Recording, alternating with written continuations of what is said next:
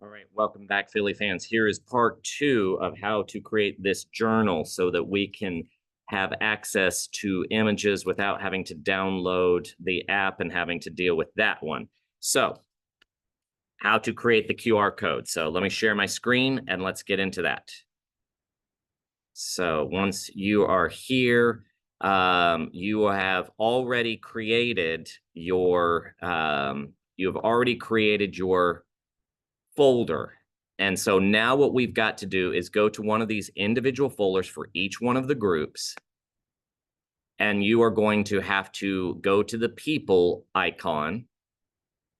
And then you are going to copy the link. Make sure it's shared with anyone with the link, and they could be editors. Copy that link. Now that's the URL that gets them access so they can drop images into this file. And now what I did was I just simply typed in as a Google search, a QR code generator. And then what came up first for me that wasn't sponsored was this QR code generator. I just randomly chose it, took it, went to that website. Once you're here, it says just enter your website text. Okay, so you can do that. So now it has been copied. I will put that in here. I click into that box, click into here, and then what it's going to do after you click download, it's going to ask you to sign up with Google.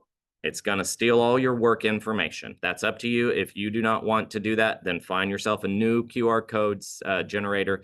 But I've created my account. So now what I'm going to do is I am going to create a new QR code.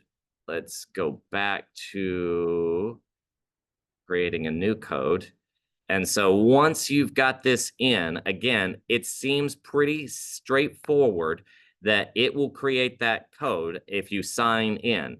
And so there was my sign in, and here is my code. It's there. You can cut and paste it if you want. I chose to download it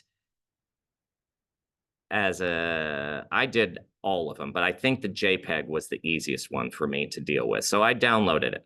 And if you come up to the top download bar, you will see that it has all of them. Now, they don't give them any kind of a special name. They give them frames. You're going to have to take note of what time you did that. Then what I did is I came over here and I gave Freddie his name for his group, Freddie's group. And then I went and inserted an image that is uploaded from my computer. And I again chose the JPEG. How do I know it's JPEG? I could scroll over and I could see the type of file. And I'm going to choose the one that I did the most recent, and that's the 8/14 this morning. And boom, there is my QR code. I can then print this page, this Google Doc, and I can insert it into here. And then only those students will have access to this QR code that they can upload into that Google Drive. Part 3 is going to now take you through then what do you do as a teacher to access that Google Drive to then import it into the program so that you can then print the images for them, and it's hands off for the students. We don't have any issues with them having to download any apps. The only thing that they will need to have access to is their Google Drive, because they're going to have to upload these images into a Google Drive. All right, so I will get to part 3 in just a second. This is how you make your QR code. See you later. Bye.